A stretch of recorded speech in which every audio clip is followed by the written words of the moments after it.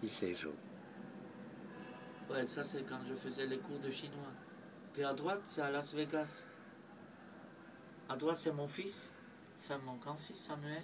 Il est venu travailler avec moi à la foire, à Las Vegas. Et là, c'est une fille américaine d'origine iranienne. Et moi, tu vois, en cravate costume. Là, c'est en Mandchourie, enfin près de Sibérie, près de la frontière Union soviétique. En hiver, il fait moins 45 là-bas. Et tu fabriquais ta petite maison? Un Ouais, igloo? c'est un igloo là, il travaillait là. Là, c'est en Corée du Sud, à Séoul. Tu vois la fille au milieu, c'est une Coréenne. Le gars. Il fait très froid. Ça, c'est mon ange gardien, une vendeuse de tickets, de minibus. Chaque fois quand j'allais depuis Shenzhen en bus chez moi, elle s'occupait de moi et elle marchandait avec des taxis. Elle faisait en sorte qu'aucun voleur me vole. C'était dans l'année 2000. Là, j'ai ramené un Chinois pour la première fois en Chine. Il était vachement impressionné. Lui, il était né, enfin sa famille venait de Chine et il ne savait pas comment c'était la Chine. Et là, Jo, Là, ta c'est sur passion. le bateau, oui, la voile. C'est les îles de la mer du sud de Chine.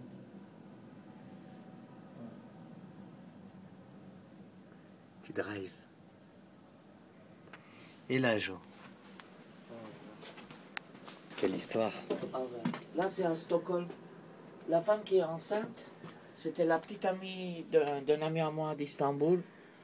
Elle est tombée enceinte sans lui dire. C'est moi. Et là, Jo. Et là, c'est à Istanbul avec un copain qui était un joueur de basket, là. On a fait des photos. Là, c'est en Écosse. Donc, j'avais 23 ans. Je voyageais en stop toute l'Europe. Là, en haut, tu Et les montes en pattes haut. d'éléphant. Ouais. Là, c'est au Danemark. Une île qui s'appelle Bergen-op. Et là, à gauche, c'est le château de Blenheim, le lieu de naissance de Winston Churchill. Ah, j'ai grimpé un arbre là-bas. Parce qu'il vient. Là, c'est à Bruxelles, mannequin piste, tu vois. Il y a un petit mannequin qui fait pipi là. À Bruxelles, c'est une tradition. On l'habille toujours des vêtements. Parfois, il est pompier, parfois, il est boucher. Là, Mini Maurice, d'un copain à moi. Et ça, c'est mon petit frère qui est né quand j'avais 19 ans.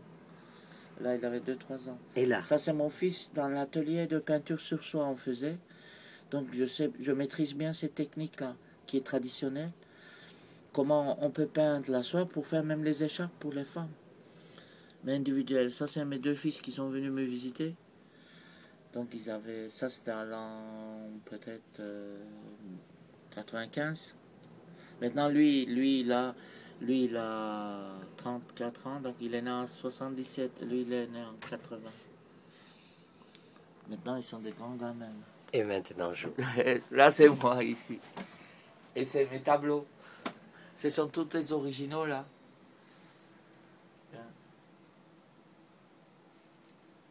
Ça, c'est Ruth. C'est une femme qui est... C'est l'histoire de Ruth, c'est dans l'Ancien Testament. Donc, c'était une femme qui venait d'une autre tribu. Hein, et les gens la discriminaient. Ruth, l'histoire de Ruth, c'est... Une fois quand elle a épousé son mari, elle a fait une déclaration d'allégeance. Elle a dit, maintenant que je suis ta femme, ton pays, c'est mon pays. Ta patrie, c'est ma patrie. Ta langue, c'est ma langue. Et c'est montré comme un exemple d'une femme fidèle à son mari. Donc qui est prête à abandonner tout son passé pour l'amour qu'elle a pour son mari. Histoire de Ruth. Donc si vous cherchez dans le Google R-U-T-H, Histoire de Ruth, vous allez voir toute son histoire.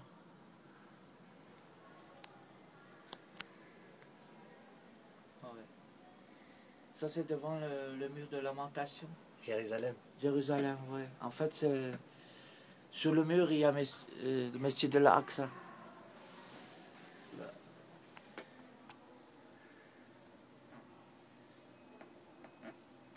Et ça, c'est aussi dans le Coran. Il y a cette histoire-là. Quand Hazreti Moussa, il s'est attardé pour amener les 10 commandements. Bon, ils étaient devenus... Idolâtres des impatients. idolâtres impatients. Et alors après, tout le peuple était condamné pendant 40 ans à l'exil. Après 40 ans, donc, ils ont de nouveau promis qu'ils seront fidèles au Dieu. Et c'est l'arc de convenant. Donc, ce qu'il porte, c'est une sculpture. En fait, c'est un signe de l'accord entre Dieu et les hommes. Hein? En fait, au départ, il y avait ce temple à l'endroit où il y a maintenant Messie de l'Aqsa, avec la pierre fameuse noire où Abraham il a voulu sacrifier son fils Isaac. Bon, ce lieu, c'est toujours été un endroit d'attention. Donc quand il y a eu les Romains, les Grecs qui ont pris, ils ont détruit pour faire leur temple. Et après, quand c'était des Grecs, c'était des temples grecs. Quand c'était des musulmans, c'était quand les chrétiens sont revenus, ils ont fait une église. Ça, c'est aussi une histoire qui passe dans la Bible aussi, que tout d'un coup, il y a le mur qui s'écroule là. Hein? Donc, c'est près de Eriha. Donc quand on lit dans le Coran chemin, on parle de ça. Donc ils voulaient envahir la ville, ils ne pouvaient pas, mais tout d'un coup il y a un miracle. Là. Les murs se sont commencés à briser et les défendeurs qui tombaient. Ici, donc, c'est une image qui concerne Jordanie, l'Arabie Saoudite, Yémen, Soudan, Égypte. C'est la beauté de la mer Rouge. La mer Rouge, elle a une particularité que au coucher de soleil, elle est rouge, mais en fait c'est une mer très bleue. Il y a un courant de l'océan Indien qui remonte de détroit de Yémen, le long de l'Arabie Saoudite, et il va, avant le canal de Suez, il tourne vers la droite, là, vers la Jordanie, et quand il arrive à la fin, comme c'est le mur, c'est le courant, il remonte, et il fait le retour vers l'océan Indien. Et ce courant a même beaucoup d'éléments nutritifs qui permet à avoir un paradis sous-marin, parce que les coraux là-bas, c'est incroyable. Tu descends, tu fais un plongée sous-marin, tu montes ça plutôt que ma gueule, parce que c'est pas très très attirant. Tu montes ça, c'est mieux.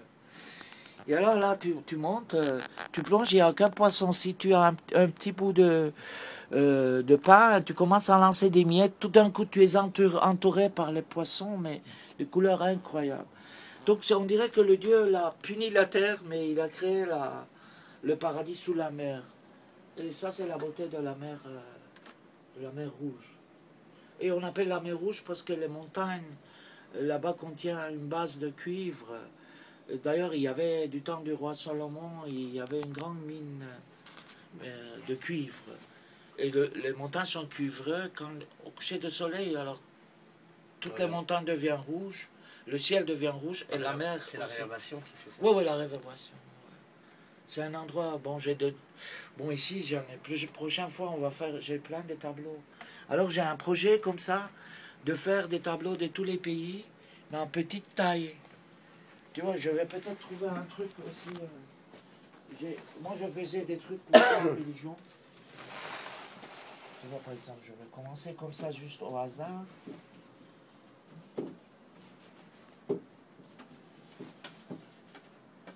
Dans chaque pays, il y a une bouteille de vin. Tu vois, Masio, on va prendre ce soir à l'hôtel, on va boire ça. Tu vois, ça c'est à l'endroit où j'ai vécu en Suisse, là. Il y a une montagne qui s'appelle le Molaison, 2000 mètres d'altitude. Et puis, quand il y a les fleurs jaunes qui poussent, les fleurs sauvages, il y a les vaches qui mangent les fleurs jaunes. Le lait, il est un peu jaunâtre. Et tu achètes 2 litres de lait, tu as un grand verre de crème le matin. Donc, il y a un plat qui s'appelle la jatte. Tu mets le lait cru au frigo, une nuit dans le frigo, et le lendemain matin, tu as une couche de crème double dessus.